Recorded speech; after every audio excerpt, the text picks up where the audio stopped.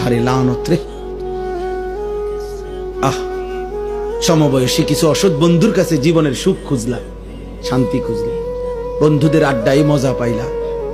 একদিন সময় ফুরাইলে দেখবা বন্ধুরাও নাই, দুনিয়াও নাই, তুমি একা কবরে। কাল্লা সাউফা তা'লামুন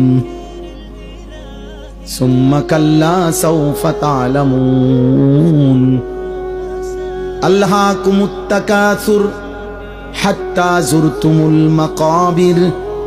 আল্লাহ বলে দুনিয়ার নেশা বান্দা তোমাদেরকে পাগল করে দিল, দুনিয়া বাড়াইবার নেশা তোমাদেরকে আখিরাত ভুলিয়ে দিল, দুনিয়ার মধ্যেই দুনিয়ার লোভেই ব্যস্ত করে দিল।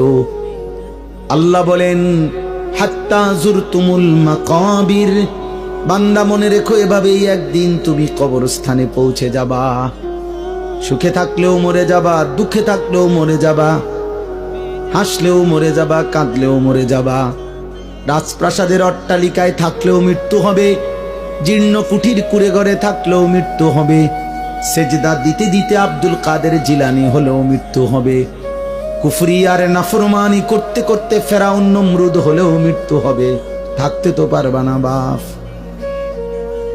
ওয়াজাআত সাকরাতুল মাউতি বিল হক যালিকা মা কুনতা মিনহু তাহিদ।